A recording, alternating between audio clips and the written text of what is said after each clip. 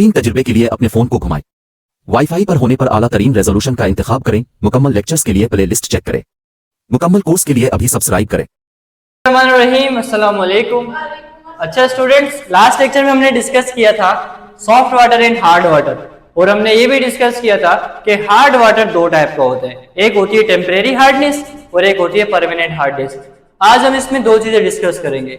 एक तो ये डिस्कस करेंगे कि इस हार्डनेस को हम रिमूव कैसे कर सकते हैं, और दूसरे इस हार्ड वाटर के डिसएडवांटेजेस को डिस्कस करेंगे कि इससे हमें क्या नुकसान होता है। तो पहले हम देखते हैं methods of removing hardness. Water में से हार्डनेस को हटाने के कौन कौन से मेथड है। अब एनीवेज हार्डनेस दो टाइप की है, एक है टेम्परेरी हार्डनेस और दूसरी परमानेंट हार्डनेस। जो टेम्परेरी हार्डनेस है इसको हटाने के दो मेथड है, ठीक है, और जो परमानेंट है उसको एक ही मेथड से हम हटा सकते हैं।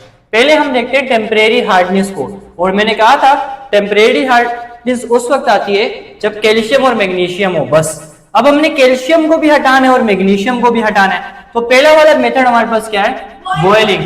बॉइलिंग में क्या करते हैं, जब हम वाटर को बॉइल करते हैं ना, तो उसमें जो सॉल्ट्स होते हैं वो क्या हो जाते हैं, इनसोल्यूबल। फर्स्ट करो ये गिलास में मेरे पास पानी है और ये हार्ड वाटर है। अभी जो हार्ड वाटर है इसमें सॉल्ट मिक्स हुए हैं, बीच में डिसॉल्व है, लेकिन जैसे मैं इसको हीट करूंगा वो सॉल्ट्स क्या हो जाएंगे, इनसोल्यूबल, और जो चीज पानी में हल नहीं होती वो नीचे जाके बैठ जाती है, तो सॉल्ट नीचे आकर बैठ जाएंगे, ठीक है। तो अब हम क्या करेंगे, ये हमारे पास हार्ड वाटर का फार्मूला आ गया, इसको हमने पढ़ा था कैल्शियम बाइकार्बोनेट, कैल्शियम बाइकार्बोनेट, ठीक है।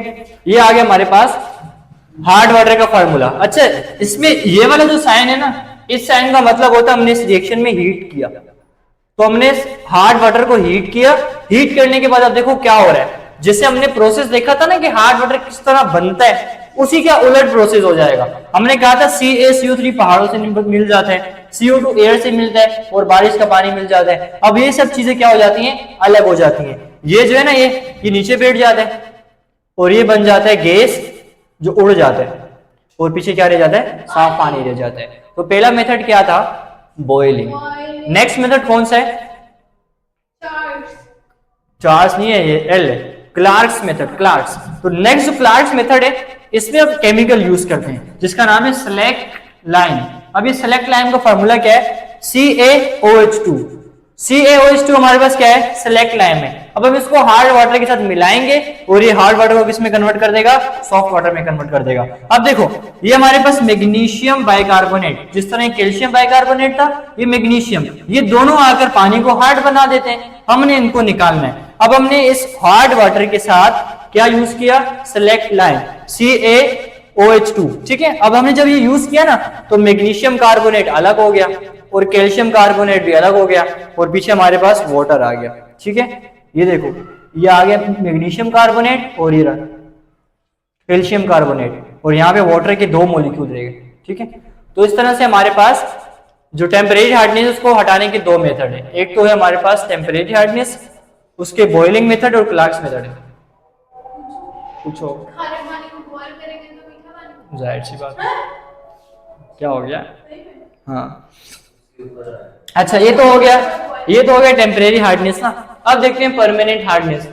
अगर हमें पानी में से परमानेंट हार्डनेस को हटानी है, अच्छा मैंने बताया गया था परमानेंट हार्डनेस किसकी वजह से आती है, या तो होती है सल्फेट या तो होते क्लोराइड। ये दोनों अगर कैल्शियम और मैग्नीशियम के साथ मिल जाए ना तब ये पानी को परमानेंट वाला हार्ड बना देते हैं, ठीक है। अब देखो ये हमारे पास इसमें हम यूज करते हैं वॉशिंग सोडा। वॉशिंग सोडा का फार्मूला क्या है, Na2CO3, ठीक है। Na क्या होता है, सोडियम, दो सोडियम और हमारे पास CO2 है, C3 एक ही है, तो Na2CO3 हमारे पास वॉशिंग सोडा का फार्मूला है। अब हम इसको यूज कर रहे हैं, देखो ये वॉशिंग सोडा आ गया, और वाटर में जो टेम्परेरी हार्डनेस आती है वो सिर्फ कैल्शियम की वजह से आती है, लेकिन जो परमानेंट वाला होता है उसमें कैल्शियम के साथ क्या मिल जाता है, सल्फेट मिल जाता है। अब बेसिकली हमने क्या करना है, सल्फेट को इससे अलग करना है। जैसे ही अलग हो जाएगा वाटर फिर इसके जरिए भी आसानी से अलग हो जाएगा, ठीक है। अब देखो ये हमारे पास वॉशिंग सोडा, इसको हमने यूज किया इसके साथ जिसको कहते हैं कैल्शियम सल्फेट, ठीक है। हमने इसको हटा दिया ना तो उसको हटाना तो आसान काम है। अब जब इसका रिएक्शन होगा तो हमारे पास कैल्शियम कार्बोनेट अलग और बाय सोडियम सल्फेट हमारे पास अलग। अब ये अलग हो गया, अब क्या इसको हम हटा सकते हैं आसानी से, इससे हम वही मेथड यूज करेंगे और ये वाटर से रिमूव हो जाएगा। तो बेसिकली इसको हटाना थोड़ा सा मुश्किल है, इनको हटाना आसान है, इसीलिए इनको हमने कहा था टेम्परेरी हार्डनेस वाला पानी और इसको हमने कहा था परमानेंट हार्डनेस वाला पानी। इसके बाद हमारे पास हमने मेथड देख लिए, दो मेथड रिमूव करने के। अब आते हैं हमारे पास डिसएडवांटेज के हार्ड वाटर के नुकसान क्या क्या होते हैं। सबसे पहला कि इसमें लेदर फॉर्मेशन नहीं होती। अब इसका नुकसान क्या है, अगर हम अपने जो ये क्लोथ्स है ना, कपड़े बंद हो गया तो फिर वहां क्यों देख लो, इधर ही देख लो ना।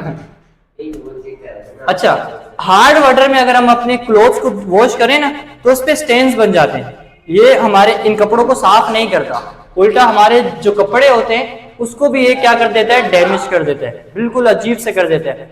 तो हार्ड वाटर का पहला नुकसान क्या है कि इसमें लेदर फॉर्मेशन नहीं होती और इससे हमारे जो कपड़े होते हैं वो फिर साफ नहीं होते, ठीक है, वो खराब हो जाते हैं। दूसरा नुकसान क्या है, फिर तो नहीं गया जाके, उसमें हंसने वाली कौन सी बात है।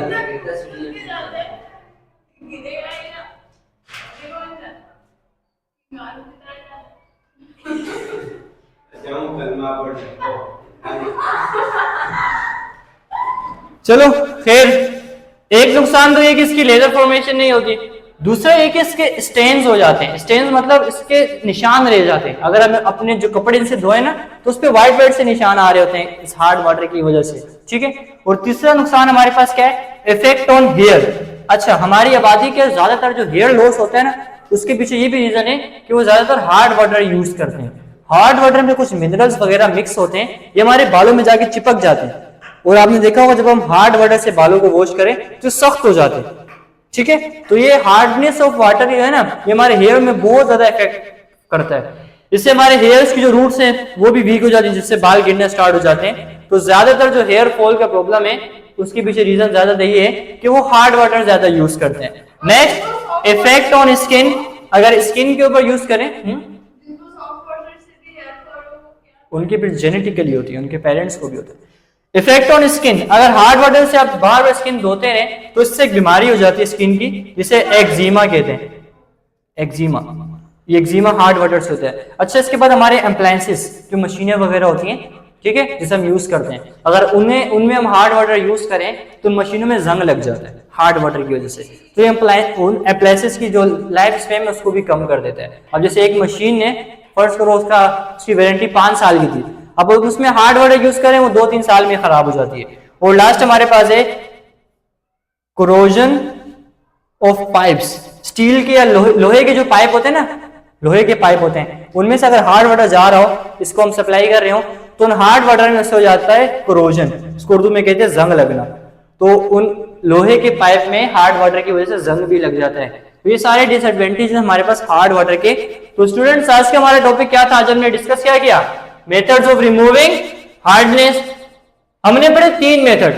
जो पहली हार्डनेस थी उसका नाम क्या था, टेम्परेरी हार्डनेस। टेम्परेरी हार्डनेस को पहले हटाने के लिए हम क्या करते हैं, बॉइलिंग। और दूसरा मेथड कौन सा था, क्लार्क्स।